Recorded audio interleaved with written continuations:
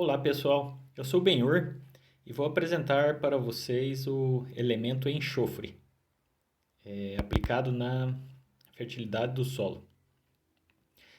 A difícil missão de explicar sobre esse componente aplicado à agricultura.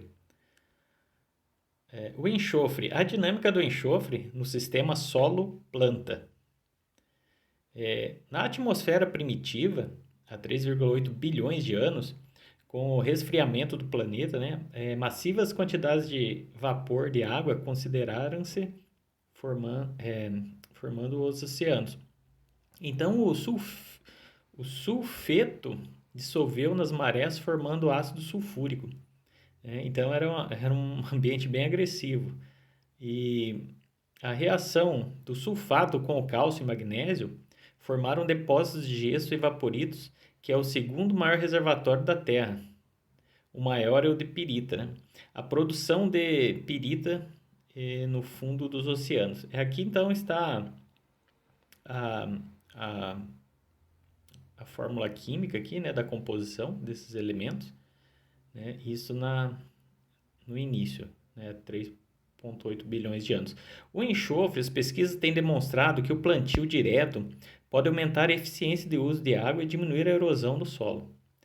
Com o aumento da produtividade das culturas, pode ter efeitos consideráveis nas culturas com exigência de nitrogênio, fósforo, potássio e enxofre. Inadequadamente, o enxofre é chamado de macronutriente, tá? Ele é secundário, agrupado como macronutriente secundário. Ele é agrupado com cálcio e magnésio, em lugar de estar ali com o nitrogênio e o fósforo. Então, com as quais forma parte dos aminoácidos. Então, ele é um macronutriente, mas ele está classificado como secundário, né? E não junto com o nitrogênio e o fósforo. Estima-se que o enxofre seja o nono elemento mais abundante no universo. Constitui cerca de 0,03% da crosta terrestre. Então, aqui na América tropical, a limitações dos solos,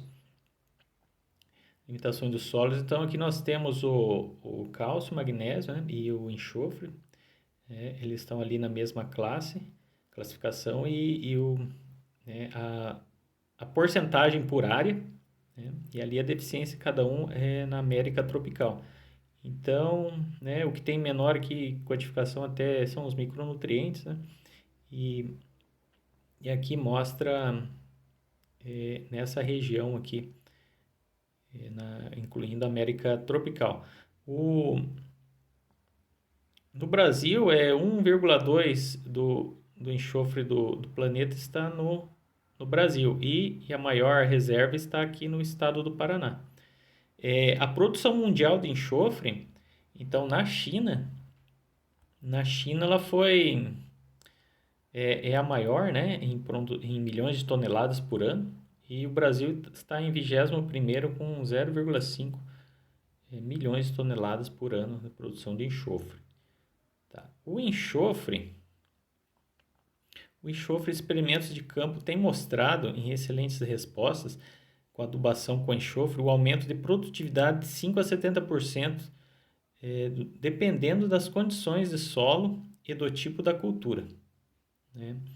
Então, essa variação de 5 a 70% aí é o que tem demonstrado aí, vai depender, né, da análise do, do solo e tudo mais, né, como sabemos, se precisa ou não enxofre também, né. Os ganhos de produtividade pela aplicação de enxofre na dose recomendada.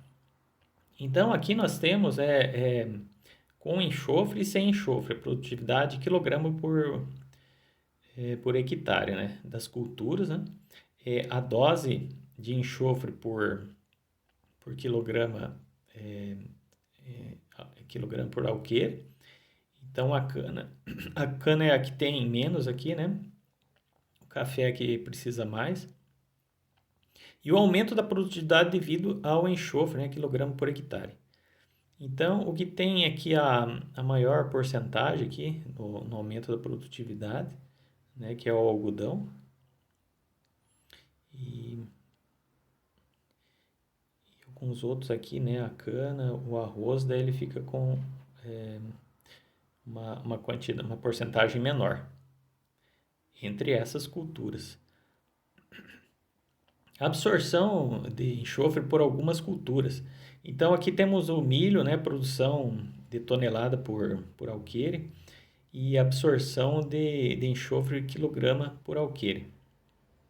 O milho, o milho na produção assim, de 6 toneladas por alqueire, né, vai ter absorção de 25 quilogramas de enxofre. Ah, então ali a soja, né, 3 toneladas por alqueire, 20 quilogramas por alqueire de enxofre, né? E o que tem mais aqui é o repolho, né? O repolho, né, com 70 de produção, toneladas, 70 toneladas por alqueire e 80 quilogramas de enxofre. Então, essas figuras aqui demonstram, né, cebola, alho, né, o repolho, né, as culturas exigentes, né, a couza, o brócolis, que são as mais exigentes de enxofre, né? Então, a gente vai ver sobre a deficiência, até o que ele causa nas culturas. O mecanismo de transporte do enxofre no solo.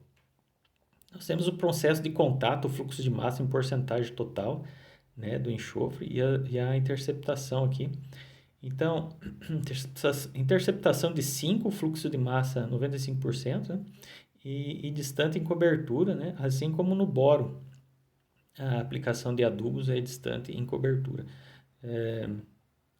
No caso, né, tem os principais aqui elementos, né, e o enxofre está destacado aqui, que é o importante desse trabalho aqui. O ciclo do enxofre, essa figura ela não está muito assim boa, né, para a gente visualizar, mas na próxima eu posso mostrar melhor ali alguma parte, a parte do sulfato, por exemplo.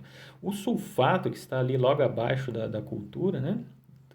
A maioria das setas indicam para ele. Ele é a parte mais absorvida pela planta. Então a parte mais interessante é o sulfato. Mas ele pode ali, conforme o processo de mineralização, né, converter em S orgânico, né? Ele nessa forma, ele é lixiviado, né? A lixiviação ali é facilmente ocorrida é, porque ele fica numa forma mais fácil de escoamento, né? Quando na presença de água. Então ele vai descendo né, para as camadas mais inferiores aí da Terra e vai ter um gráfico a seguir aí também que a gente vai observar isso aqui. Então temos o S elementar, temos a cultura aqui, né, com enxofre atmosférico, que é como acontece aí com as atividades da atmosfera e o enxofre de particulados de indústrias e tudo mais, né? E a deposição atmosférica, junto com resíduos de plantas. Então, ele vai formando aqui, vai ter as formas lábil, que é a forma mais fácil assim para a planta absorver, e a forma não lábil, que vai depender também do tempo de disponibilidade. O ciclo simplificado do enxofre aqui no solo, então nós temos ali o S elementar, o sulfato, né, que é o interessante à direita, à esquerda temos o sulfeto. Então por oxidação para sulfato e por redução passa para sulfeto. O S orgânico, a imobilização que não é interessante ali, né? O CS quando maior de 200 e a mineralização que daí é resultante para a planta absorver. A oxidação do S elementar transforma também em sulfato. E entre sulfeto e S elementar tem oxidação e redução. Então, mineralização e oxidação, né, são assim, partes importantes na alteração do enxofre no solo.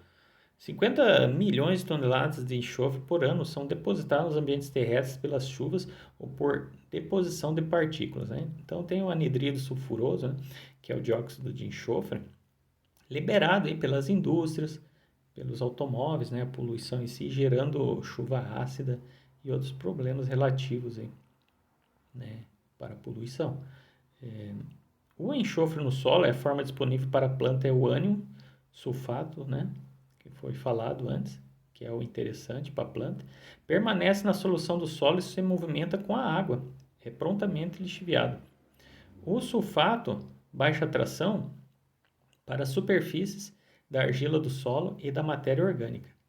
A maior parte do enxofre do solo está associada com a matéria orgânica e a transformações biológicas semelhantes àquelas do nitrogênio. Então, formas de enxofre nós temos aqui pela deposição atmosférica, vocês podem observar, né?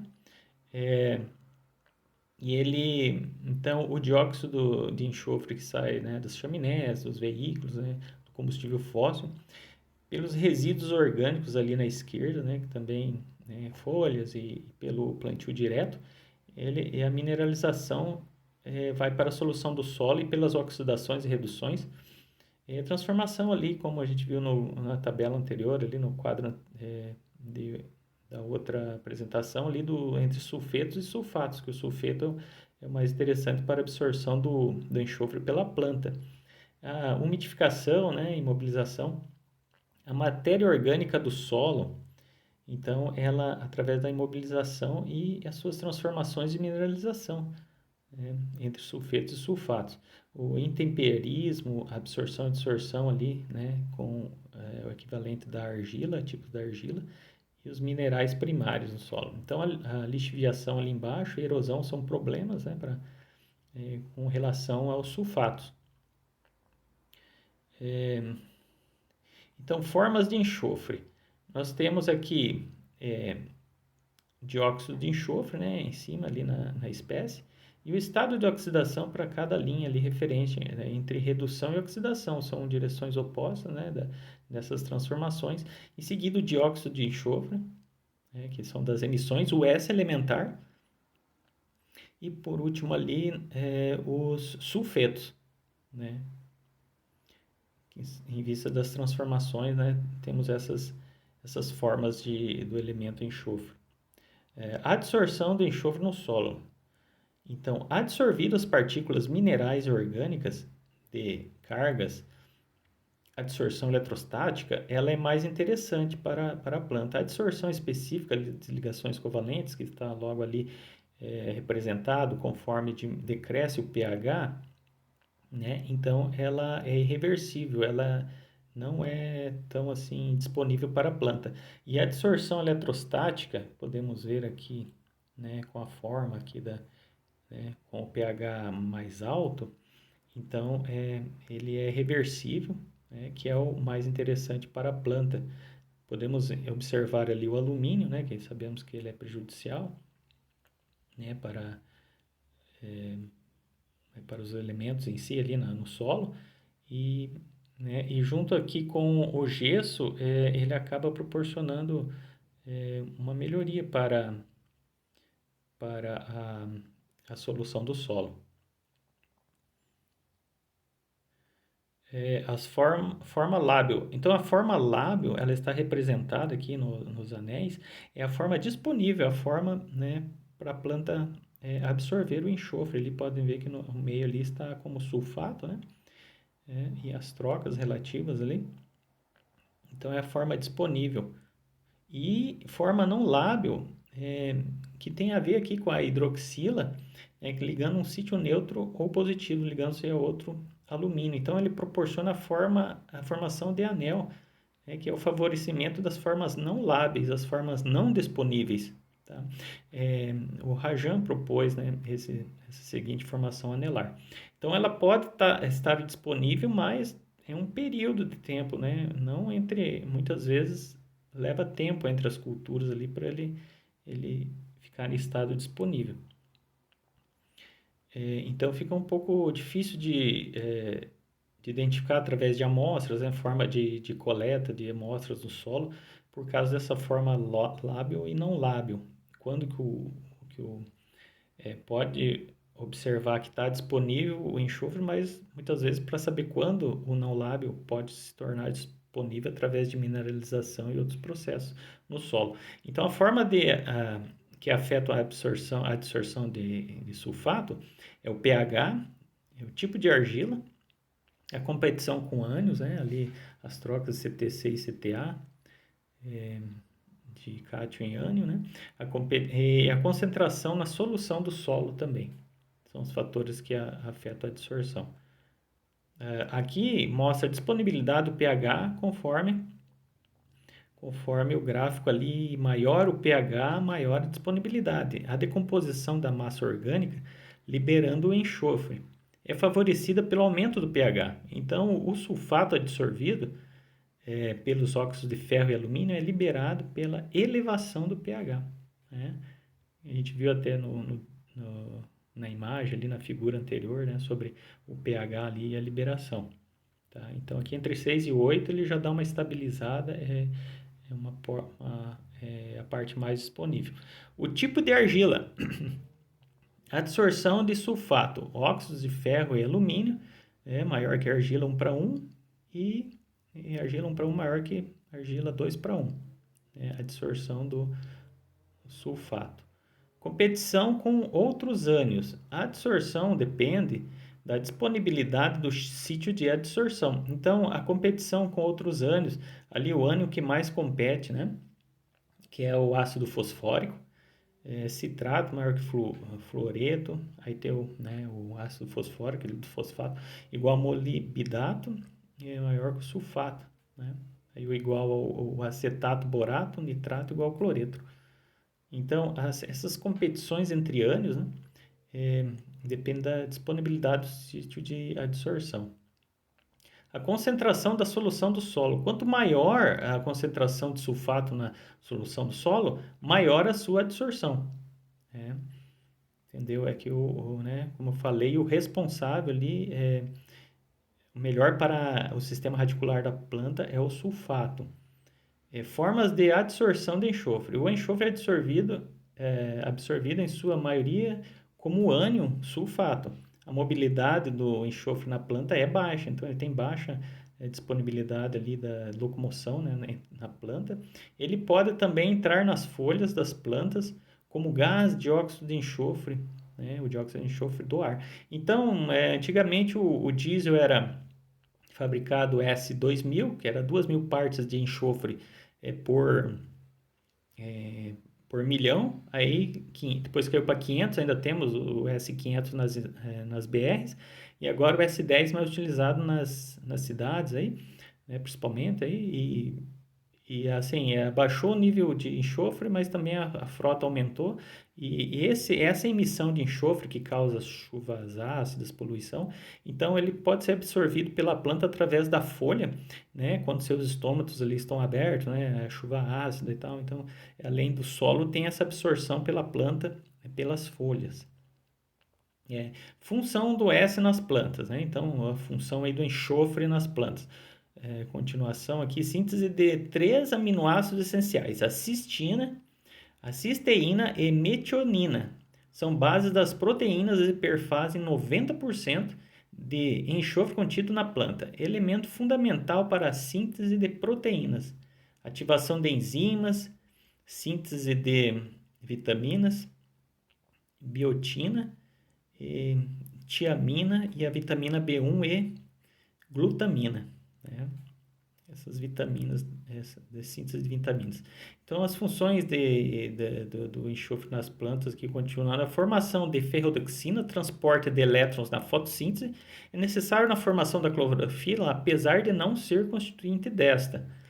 A formação de lipídios, glicosídeos, compostos orgânicos que formam os odores característicos ao alho, mostarda e cebola. Né? Então, ele tem esse odor característico, né, em os legumes, os que são mais fortes, né? Quando uma planta é muito... um fruto é muito aguado, pode ser problema de falta de enxofre, né? Então, ele regula bem o enxofre é um produto forte, é um elemento forte. Então, constituintes de ligação disulfídica, né? Enxofre que conferem resistência ao frio. Funções do S nas plantas, constitui os óleos essenciais promove a nodulação para fixação de nitrogênio, ativação das enzimas ATP-sulfutilase e a APS sulfotranferase, desenvolvida no metabolismo de enxofre na planta. É responsável pelo equilíbrio de acidez e teores de açúcares nos frutos, né, que eu tinha falado antes ali, pode ser até em relação ao sabor. Sintomas de deficiência de enxofre nas plantas. Então, a clorose de tonalidade verde pálida nas folhas novas. As plantas podem apresentar o caule delgado e fraco, né? E a redução do crescimento. Então, nós temos aqui à esquerda, né, a redução ali de enxofre e a direita normal. Então, ela fica com uma coloração aqui, né, ou a ocorrência nas folhas mais novas, né, essa coloração amarela, fica amarelada, e sintoma nas folhas mais novas. Ao contrário da deficiência de nitrogênio, os sintomas ocorrem nas folhas novas, indicando que os tecidos mais velhos não podem contribuir para o suprimento de enxofre para os tecidos novos, né? Podemos ver aqui uma cultura inicial aqui de trigo, né? A esquerda ali está mais amarelada, e aqui um milho também, né, nas folhas mais novas. Essa coloração aí amarelada. Fatores que contribuem para o aparecimento de deficiências de enxofre. Culturas a serem exploradas, alta produtividade, remove mais enxofre, alta produtividade. A textura do solo, lixiviação em solo arenoso, é mais provável. A matéria orgânica, solos com menos de 2% de matéria orgânica, são os que comumente apresentam deficiências de enxofre. Tá? E a utilização de fertilizantes concentrados, concentrados e sem enxofre, exemplo ali, ureia, superfosfato triplo, né? Então os fatores contribuem para o aparecimento da deficiência do enxofre. E por que aumentar a necessidade de enxofre? Aumentar a produção das culturas que removem grandes quantidades, né, de enxofre. O aumento no uso de fertilizantes de alta concentração que tem pouco ou nenhum enxofre, né, e menor uso de defensivos contendo enxofre. Tá? Então, assim, as exigências das culturas de enxofre. A Brassicáceas, né, que são ali repolho, couve-flor, canola, né, a couve, o brócolis, etc. Liliáceas, né, que é alho e cebola, com demanda média de 70 a 80 kg por alqueire, né? As leguminosas, 40 a 50 kg por alqueire, soja, 25 a 50 kg por alqueire, cereais e forrageiras ali, menos um pouco, né? 15 a 30 kg por alqueire. E o importante é que o nitrogênio e enxofre aplicar 1 kg por hectare de enxofre para cada 10 a 15 kg por hectare de nitrogênio. Fontes de enxofre, né? Matérias orgânicas do solo é principalmente fonte de enxofre no solo, 95% de enxofre, né? Só na matéria orgânica. Então, outras fontes naturais, esterco, concentração média de 0,3%. O dióxido de enxofre e gases da atmosfera, ali que foi falado antes, dissolvidos na água da chuva, contribuem com até 22 kg por hectare por ano de enxofre. É bastante, né? O S orgânico do solo, 60 a 90%, né, que são os aminoácidos livres ali, que ele mostra aqui, então, que ali a cisteína, a cistina, a metionina, né, que com a água e micro-organismos, né, eles vão formando ali também com as bactérias, né, os cátios e ânions, mais energia, né, isso no humus, ele acaba formando aqui o sulfato, que é um interessante aqui para a absorção da planta. A fonte de enxofre, né? Fontes de enxofre. Então, aqui temos que material fertilizante, a fórmula química e os teores em porcentagem. Então, podemos observar aqui, né, que cada material aqui, sulfato de amônio, tem sua porcentagem, sua fórmula química ali. O gesso agrícola, né, é bastante utilizado.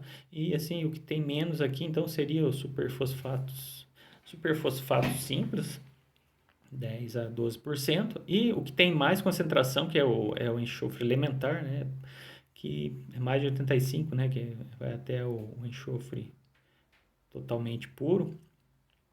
Então, mas é importante lembrar, né, que isso aqui tem que ser sempre analisado, né, o solo e tudo mais, e, um profissional da área de agronomia, né, para fazer um trabalho bem feito, né. Muitas vezes as pessoas acabam, né, então, escolhendo errado sobre a aplicação do correto fertilizante. O uso do enxofre elementar como fertilizante, para que se torne disponível às plantas, deve ser oxidado a sulfato, né? O elementar tem que passar para sulfato. Então, a oxidação dessa elementar é realizada principalmente por micro-organismos específicos do solo e podem ser divididos em quimiautotróficos, as bactérias do gênero Thiobacillus, né? E fotoautotróficos, né?